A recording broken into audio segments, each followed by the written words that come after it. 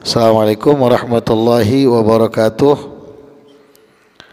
Bismillah, alhamdulillah, salatu wassalamu ala rasulillah sayyidina walana Muhammad bin Abdullah wa ala alihi wa sahbihi man walah, ma ba'du. Alhamdulillah, al-mukarramal muhtaramun, para tokoh, orang tua kita, ada Abah Badruddin, kemudian ada Habib Agil Segaf, ada Sayyid Ali Segaf, juga Ketua Masjid Al-Ansor Haji Hasan Sadu, dan para pengurusnya, ada Bapak Ilham, ada Ustadz Salihin.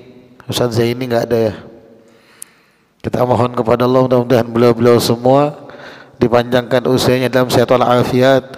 Allah kabulkan segala macam hajat, dan mudah-mudahan apa yang menjadi harapan dan cita-cita beliau diijabah oleh Allah Subhanahu wa taala.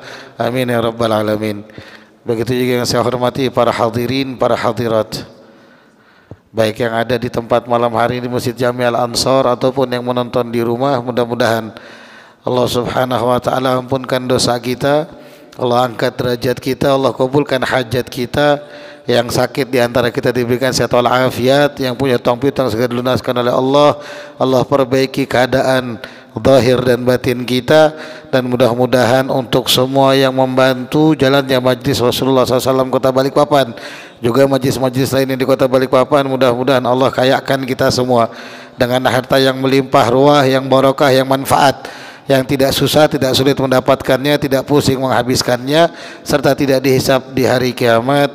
Dan mudah-mudahan Allah wafatkan kita dalam keadaan husnul khatimah, fi khatul afiyah, dan juga Allah berikan kemenangan bagi seluruh kaum muslimin, khususnya saudara-saudara kita yang ada di Palestina. Amin ya rabbal alamin. Ayolah ahbab yang dimuliakan oleh Allah Subhanahu wa taala, melanjutkan ta'lim kita dalam kitab Ayyuhal Walad Imam Hujjatul Islam Abi Hamid Muhammad bin Muhammad Al-Ghazali rahimahullah ta'ala, wa nafa'anallah bihi bi ulumi bi asrari fi darin amin.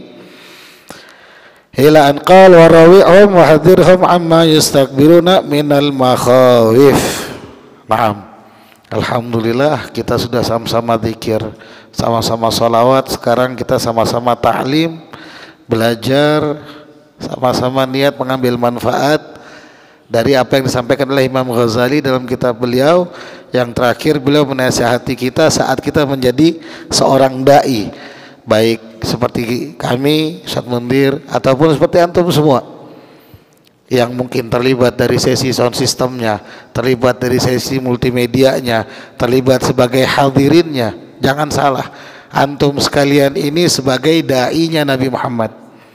Dengan hadirnya kalian itu sudah memberikan kontribusi dalam dakwah.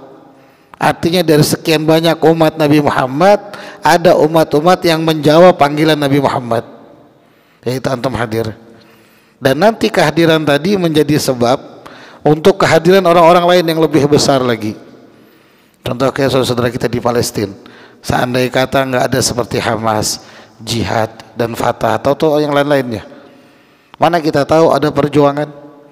Mana kita tahu ada orang yang mau rela hartanya, jiwa, raga, semuanya habis cuma untuk kemerdekaan Palestina, cuma untuk menjaga kemuliaan Palestina, tanah Aqsa yang saat ini sedang diinjak-injak. Itu adanya mereka kan menjadi panggilan. Akhirnya terpanggil, Jaluk terpanggil. Insya Allah minggu depan berangkat ya. Oh enggak, rupanya enggak katanya. Itu menjadi panggilan karena sebab segelintir orang. Berapa banyak paling Hamas? Berapa banyak paling militer atau yang ngebantu perjuangan Palestina? Enggak banyak. Lebih banyak musuhnya, lebih banyak Zionisnya. Alaihi la'natullah. Tapi dari segelintir orang tadi menjadi sebab panggilan untuk yang lain. Akhirnya kita yang di Indonesia nggak bisa hadir, nggak bisa ikut berjuang di sana.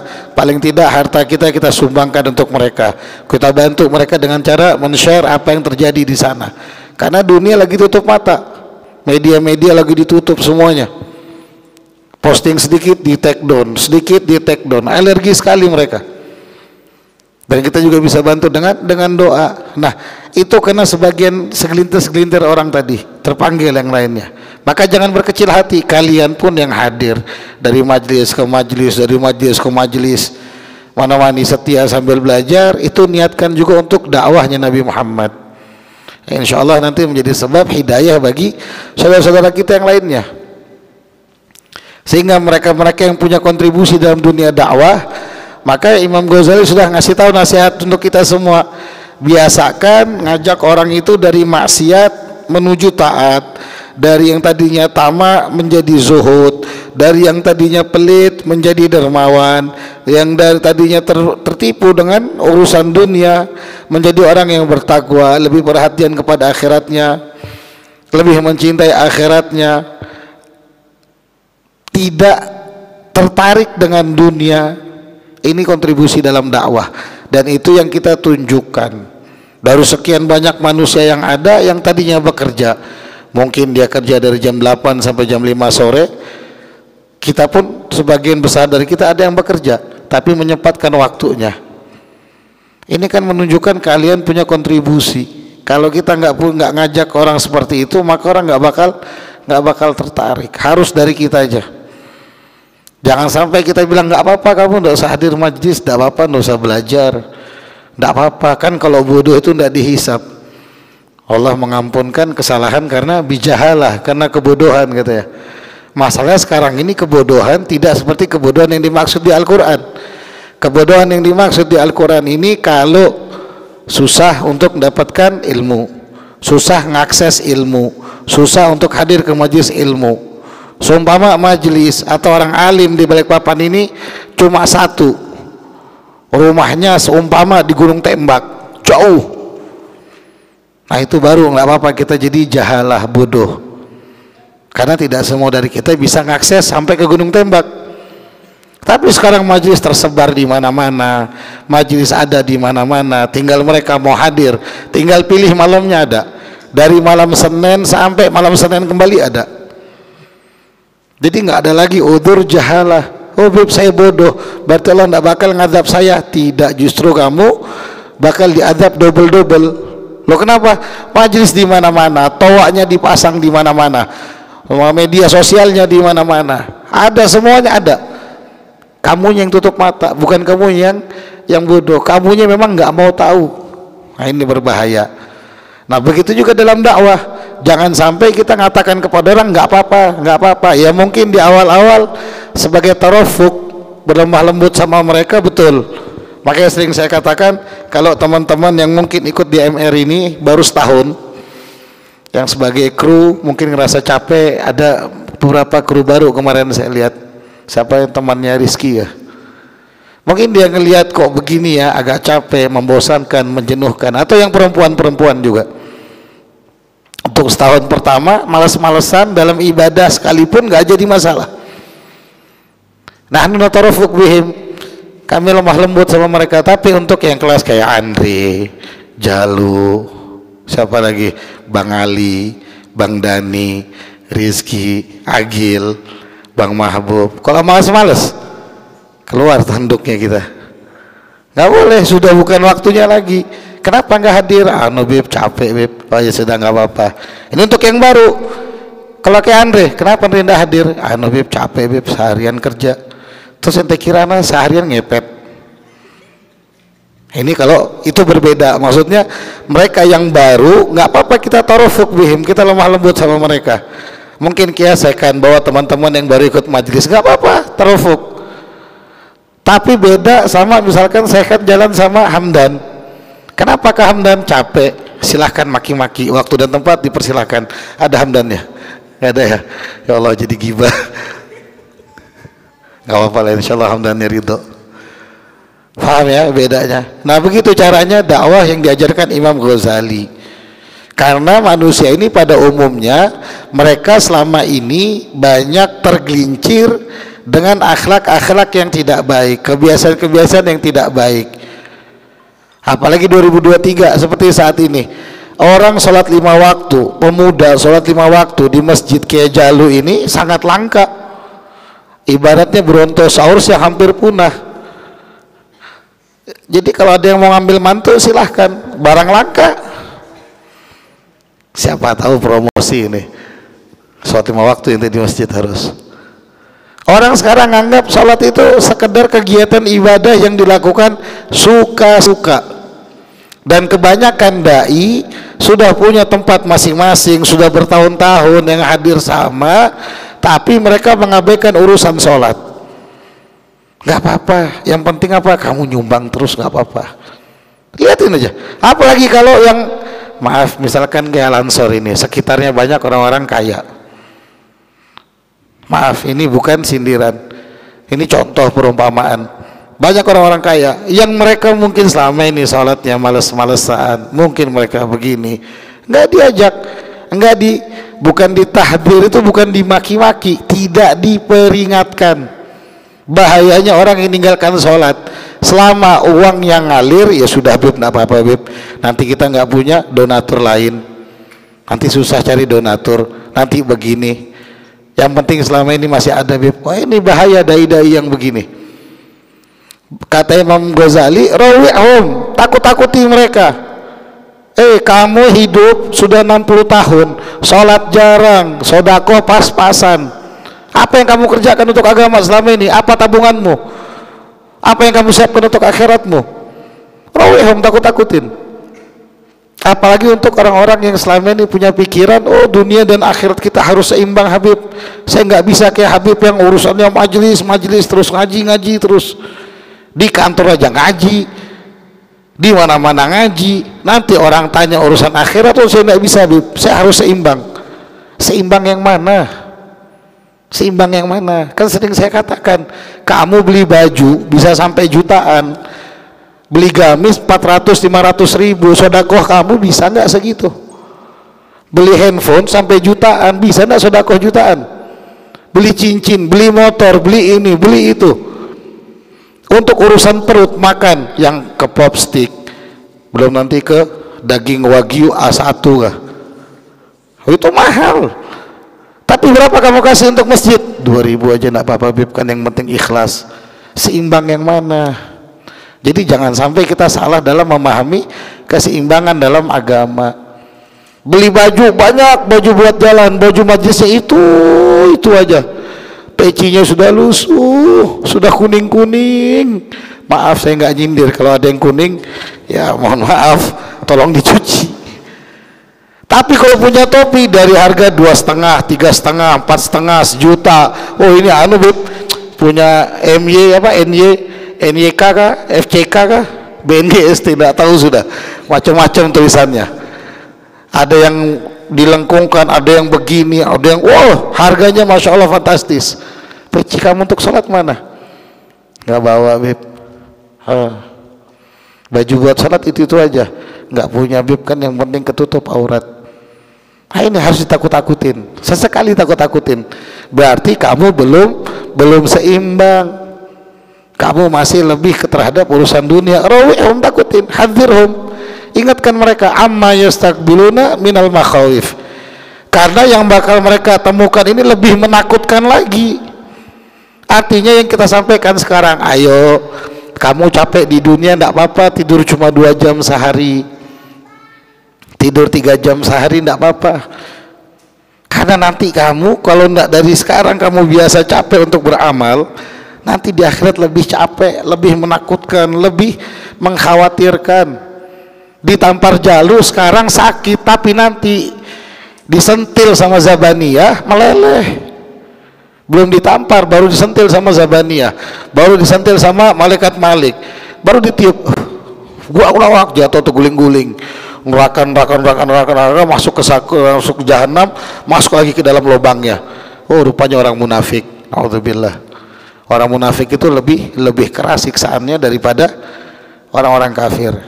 Apa? Innal munafiqina kana fi asfali minal jahannam, ya. Kurang lebih begitu ayatnya. Orang-orang munafik itu, orang-orang munafik itu disiapkan sama Allah, itu ditaruh di paling bawahnya neraka jahanam. Bahaya. Munafik itu yang gimana sih? Idza qamu ila shalah qamu kusala. Di antara cirinya itu kalau disuruh salat malas-malesan. Yaraunan nas, gimana? Mereka lebih suka riya, depan orang rajin. Tapi kalau sendiri malas sholatnya, malas zikirnya, malas sholawatnya. Ini bu, saya nggak nyindir siapa-siapa, sama-sama kita ngaca biar kita nggak mudah nunjuk, oh si Jalu munafik seumpama. Nanti Jalu nunjuk, bukan saya Habib satu tunjuk, saya Pak Andre ke sampingnya. Andre nanti tunjuk lagi, bukan anak Habib, siapa sampingnya lagi tunjuk. Enggak, ini kita ngaca masing-masing. Ini kita sama-sama ngaca biar kita bisa tahu, oh saya ini termasuk munafik atau tidak. Bukan karena peci kalian dikatakan muslim atau mukmin, bukan karena gamis, tapi urusan keyakinan kalian yang kuat sama Allah, hubungan kalian sama Allah. Wala'alla sifati batinihim tataghayyar, dengan cara menakut-nakuti seperti tadi, memperingatkan, siapa tahu mudah-mudahan sifat batinnya orang-orang tadi itu berubah. Yang tadinya cinta sekali sama dunia, sangat mudah berkorban untuk dunia. Ingat, berkorban untuk dunia. Contoh berkorban untuk dunia, orang muda itu biasanya ada proyek pembangunan jalan MT Haryono seumpama, yang masuk Habib Agil, masukkan tender sebagai orang kaya nomor 1 di Balikpapan kan, dimasukkan tendernya, masuk tendernya. Akhirnya begitu tender tadi difikirkan sama pemerintah kota, datang Habib Agil dengan uang 1 koper, berkorban untuk dunia. Tapi begitu patungan untuk Palestina 1 juta Habib, ada berkorban untuk akhirat. Tapi Habib Agil kebalik, kalau cuma untuk urusan dunia di masa bodohin. Kemarin transfer buat Palestina berapa miliar gitu, insya Allah ke depannya. Doa. Ada contoh. Nah, mudah-mudahan berubah batinnya mereka. Yang tadinya sama dunia, masya Allah pengorbanannya, ngejarnya, pagi ketemu pagi sampai tidur dengan alasan pejuang rupiah. Kenapa kok mesti pejuang rupiah? Kenapa nggak jadi pejuang ridhonya Allah? Mana yang lebih kamu cari? Mulai sekarang ganti hashtagnya, kami ini pejuang rupiah lah, kami pejuang ridhonya Allah, sehingga kerjaan kami menjadi jalan bagi kami, jembatan untuk dapat ridhonya Allah, bukan menjadi alasan untuk kami melalaikan perintah Allah. Harusnya begitu. Kita ngelihat, oh masya Allah be, pejuang rupiah. Maaf, selama dia nggak sholat tidak ada kata masya Allah. Bu, luar biasa dia sama keluarganya. Maaf, selama dia masih tidak sholat tidak luar biasa. Makanya ada lagu kan, apa? Walaupun hidup 1000 tahun, bila tak sembahyang nggak ada gunanya, sama sekali nggak ada gunanya. Dibalas sama Allah di dunia, urusan dunianya lancar, bahkan kadang-kadang nggak lancar. Sudah miskin di dunia, naudzubillah miskin di akhirat. Nah ini mudah-mudahan berubah arahan hatinya dia tadi, tujuan hati tadi berubah. Wa muamalah zahirihim tatabaddal, dan kemudian muamalah pergaulan zahirnya pun berubah. Yang tadinya mungkin dianya sembarangan, pakai pakaian yang laki-laki, auratnya kemana-mana, pakai celana pendek, jalan. Beb kan nggak ada yang nafsu, ya nggak ada yang nafsu. Anak nafsu pengen mukulin. Kalau pakai celana yang di atas lutut yang segini tuh laki-laki itu aurat. Laki-laki juga punya batasan aurat, bukan berarti nggak punya. Nah, siapa tahu nanti pergaulan dia mulai berubah. Tidak harus pakai gamis, tidak harus. Tapi saat kalian mulai bagus hati, hubungan kalian sama Allah mulai bagus, tujuan kalian mulai jelas, itu tampak dari perlakuan sehari-hari.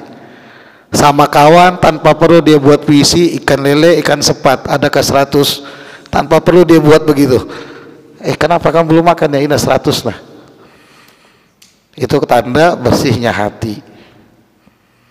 Tanpa perlu kawannya begini, wah macam-macam. Tahu kenapa? Iya, karena dia sudah mulai tahu yang dia cari itu orientasi akhirat. Tujuan utama dia akhirat, bukan dunia. Tapi banyak loh teman-teman yang pinjam uangnya dia dan dia tidak pernah tagih, dia iakan terus, nggak apa-apa nanti aja, gampang aja, dan dia tidak pernah ngedumel, tidak pernah marah. Kau bisa begitu orang itu, Bib? Karena dia sudah faham. Nabi pernah mengatakan, man yasra ala mu'sir yassarahullah, atau kama qala sallallahu. Barang siapa yang memudahkan kepada mu'sir, mu'sir ini orang yang punya utang. Saya utang sama Habib Agil, Gil ana utang, nanti tanggal sekian anda bayar, rupanya anda nggak ada uang. Nggak apa-apa bang, nanti aja, atau bang saya ikhlaskan. Nah ini barang siapa yang memudahkan kepada mu'sir, Allah bakal mudahkan bagi dia. Artinya kemudahan yang dia dapatkan bukan cuma di dunia, tapi nanti lebih-lebih di akhirat. Dia bakal kagum, ya Allah kenapa kok saya enak, padahal kata Habibmu akhirat itu luar biasa menyusahkan. Iya, karena kamu terbiasa memudahkan urusan orang. Wahakata. Atau mudahkan siapapun yang lagi kesusahan. Saudara kita yang lagi di Gaza kesusahan, bantu. Saudara kita yang ada di sebelah rumah, bantu. Semampu kita. Ini muamalah bakal berubah kalau tujuan akhirat kita sudah mulai tampak. Wa yatadhahharu al-hirsa wa raghbata fi ta'ah, dan makin tampak keinginan dia, semangatnya dia untuk taat. Kayak kawan-kawan yang dulunya nggak pernah kenal Nabi Muhammad, cuma sekedar tahu, yang dulunya kalau ketemu pakai celana pendek sama kami, celana sobek-sobek dari bawah sampai ke atas, sekarang sudah mulai rajin pakai sarung, pakai gamis. Bukan nunjukin mereka tuh pengen usah ini orang paling soleh, bukan. Itu loh hasilnya. Yang mereka senangi sekarang ini pakaian yang biasa dikenakan Nabi Muhammad. Itu maksudnya. Walaupun mereka mungkin jangan bilang mereka orang baik, jangan. Mereka lagi proses, tapi saya yakin mereka orang yang terbaik di sisi Allah, karena mereka sudah ngebuang segala macam syahwatnya cuma untuk Allah. Ini yang dimaksud Imam Ghazali. Jadi kalau untuk setahun pertama ya nggak apa-apa, dia datang ke majelis pakai kaos, nggak apa-apa, nggak ada salahnya, nggak ada masalah. Dia sholat celana panjang sama kaos, nggak ada salahnya. Tapi tahun kedua diingatkan, pecinya nggak ada. Itu loh, di situ ada jual peci. Kebetulan teman-teman di MR ada yang jual, kayak Bang Tri, kemudian Bang Andri. Coba beli sama mereka. Atau kalau mereka nggak jual, cari aja di Atakwa ada Pak Muslim, kemudian di Kilo Setengah kah ada toko Maulana. Nah ini nanti sudah tahun ketiga, kamu ini udah ada habis-habisnya ngurusin dunia, sampai 3 tahun ikut majelis, nggak punya gamis, nggak punya peci, nggak punya koko, nggak punya sarung, nggak malu ke kamu sama Allah? 3 tahun sudah kamu dikasih hidayah dengan kehidupan yang lebih enak. Artinya lebih enak itu lebih mantap keyakinan sama Allah, kok kamu tidak malu? Tapi jangan depan orang banyak ngomong begitunya. Ya ajak dia ngobrol, deep talk 4 mata. Faham ya? Ini cara dakwah yang diajarkan Imam Ghazali. Waruju' anil maksiat, dan menjauhi daripada maksiat. Dibawa temannya, dibiasakan temannya jangan sampai dekat-dekat sama maksiat. Yang tadinya dia mungkin ikut cuma MR malam Jumat, ditambah lagi waktunya jadi malam Selasa, ditambah lagi waktunya ke majelis yang lain malam Rabu di Anwarun Nabawi, ditambah lagi waktunya jadi malam Sabtu hadir alumni wal iman. Akhirnya seminggu mereka hadir 4 kali. Ini ngurangi maksiat kawannya dan ngurangi maksiat kita. Tarkul ma'asi afdal min fi'lil khairat. Kata ulama, ninggalkan maksiat lebih baik daripada ngerjakan kebaikan. Artinya kalau kamu mau mulai satu perbuatan baik, lebih baik kamu ngajak orang ninggalkan maksiat. Atau kamu mau berbuat maksiat sama berbuat baik, mana yang kamu dahulukan? Tinggalkan maksiat dulu. Mungkin bisa jadi di rumah tidur niatnya biar nggak maksiat, tapi jangan dijadikan niat nganggur. Itu jadi afdal. Makanya waktu kita belajar bab sabar, mungkin yang masih ingat di Ajalatus Sibat, sabar meninggalkan maksiat pahalanya lebih besar daripada sabar ngerjakan taat. Kerjakan taat dapat 300 derajat, tinggalkan maksiat 600. Nah, ngebawa teman ke majelis-majelis, ngebawa teman itu ngurangi maksiatnya mereka. Yang tadinya jalu, kalau sudah malam Jumat sudah setelan dia, pakai motor 2 tang, pakai sepatu, ya kan, siap-siap ngapsul di lapangan Merdeka. Sekarang karena dibawa sama Rizky, akhirnya dia nggak lagi. Malam minggu pun begitu. Sudah nggak lagi dia yang kalau nanjak sedikit diangkat, nggak lagi sudah. Wah kata itu ninggalkan maksiat. Biasakan mereka ajak mereka untuk ninggalkan maksiat. Ajak kawan kita, biasakan juga dari diri kita lebih senang sama taat. Lebih senang sama taat itu nggak harus sholat, tidur aja itu taat. Yang penting nggak maksiat, nggak mengucapkan kata-kata kasar, nggak durhaka sama orang tua, nggak bikin khawatir, agamanya lebih baik lagi. Banyak cara-cara kita. Mama mungkin diantara kita berat, Bib, saya mau sholat sunnah banyak, itu beratnya luar biasa. Ya udah, tinggalkan maksiat, tinggalkan maksiat. Naam. Wa kullu wa'din la yakunu hakadha fa huwa wabalun ala man qala wa sami'a, bal qila innahu ghulun wa syaitan yadhhabu bil khalqi an at-tariq wa yuhlikuhum fa yajibu alaihim an yafirru minhu li'annahum yafsidu hadzal ghail min dinihim la yasatim bimithli syaitan wa in kanat lahu yadun wa qudratun yajibu an zila an manabil mawaid wa yamna'uhu amma bashar fa inna man jumlatil amr bil ma'ruf wa nahyi 'anil munkar. Naam, kata Imam Ghazali, semua nasihat atau dai yang tidak seperti ini, artinya tidak menerapkan strategi begini, maunya rahmat aja terus, enggak apa-apa, tenang, nanti dapat syafaat. Bib, saya susah sholat, enggak apa-apa, tenang aja, ada Nabi Muhammad. Bib, saya mau masuk Kristen, enggak apa-apa, enggak apa-apa. Jangan begitu. Nah, kalau ada orang yang begini, kalau ada yang begini, meremehkan hukum, meremehkan perintah dan lain sebagainya, artinya dia tidak mengerjakan strategi dakwah yang diajarkan Imam Ghazali, maka itu akan menjadi dosa malapetaka bagi yang berucap, si dai, dan bagi yang mendengar. Ya tadi yang dibilang enggak apa-apa tadi jadi berbahaya bagi dia, malapetaka. Akhirnya dia malah susah untuk taat. Sama saya sering katakan di majelis, ingat, majelis maulid bukan majelis rame-ramean, bukan majelis yang datang ngumpul-ngumpul gendang-gendang ketawaan. Oh, yang penting kita Ahlussunnah wal Jamaah, kita bukan Wahabi, kamu Wahabi. Majelis maulid ini majelis agung. Habib Ali bin Muhammad Al-Habsyi diangkat Allah kedudukannya karena betul-betul ta'zim sama Nabi Muhammad. Kalau ada ustadz, ada dai yang buat majelis maulid dengan santainya sambil ngerokokan, sambil santai, dengan dalih dakwah seperti ini dibilang malapetaka. Ta'zimnya jamaahnya dia ke Nabi itu kurang karena gurunya. A'udzubillah. Dia jadikan maulid Nabi cuma sebagai batu loncatan. Dia anggap Nabi itu cuma sebagai tadi batu loncatan untuk narik hati jamaah ke dia, bukan ke Allah. Na'udzubillah, semua na'udzubillah. Muncullah akhirnya ya nafsuti, ya nafsuti, ya nafsuti. Muncul lagi yang lain, apa lagi?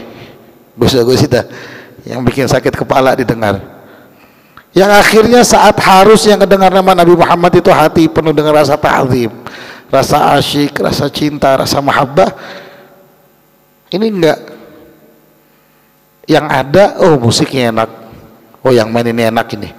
Maka bagi kalian wahai para pemain hadroh, hati-hati dalam bermain hadroh. Dan Habib Agil sama Abah Badruddin, nasihat dari saya sebagai munsyid, hati-hati dalam membawakan qasidah-qasidah, karena kalian termasuk jantungnya majelis. Kalau jantungnya sakit, cacat, isinya cacat, jadi malapetaka. Waliyadzubillah. Jadi mesti diperhatikan benar-benar, jangan dibuat sekedar rame-ramean, ngumpul rame bubar, ngumpul rame bubar. Berapa tahun? 20 tahun majelis ini, Bib. Segitu-gitu aja. Iya, segitu-gitu aja. Rukun salat tahu? Enggak tahu.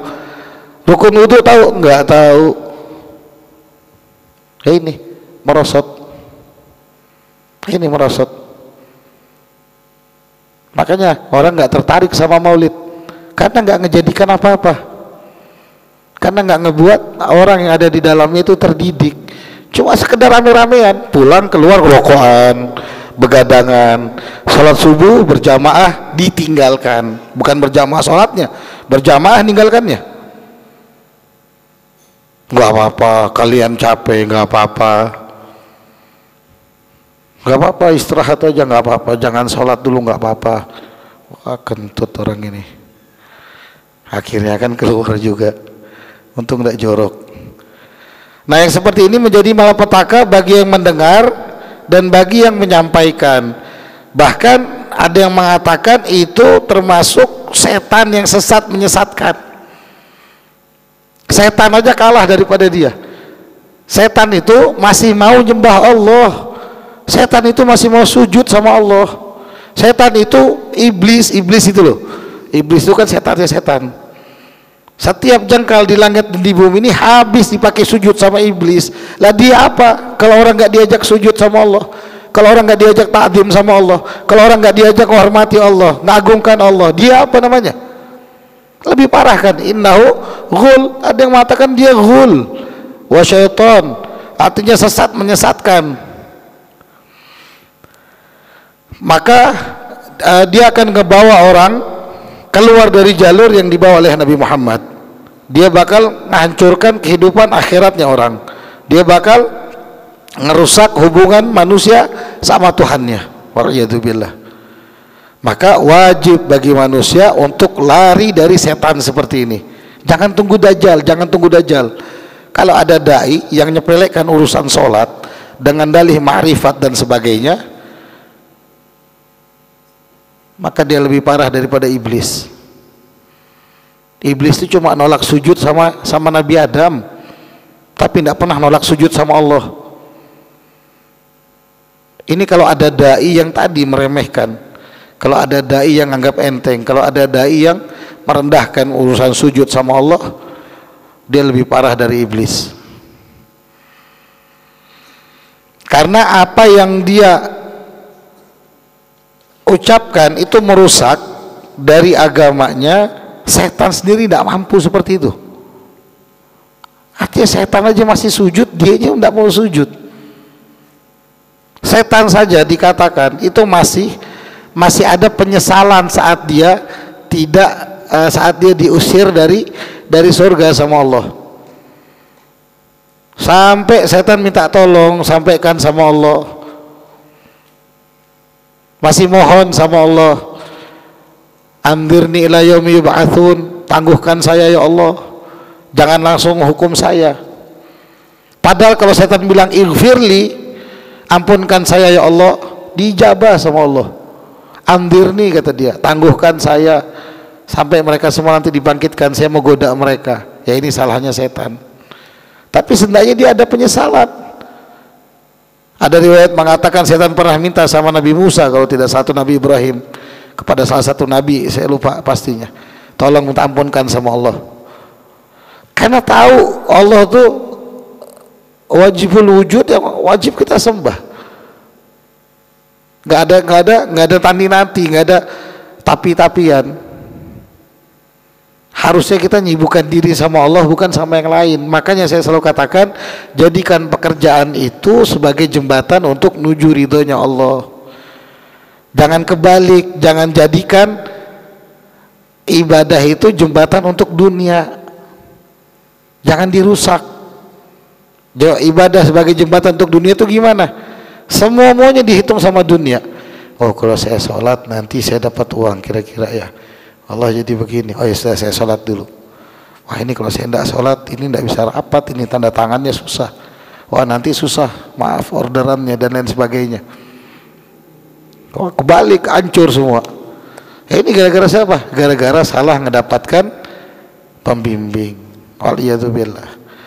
Maka wajib bagi kita lari dari orang seperti itu.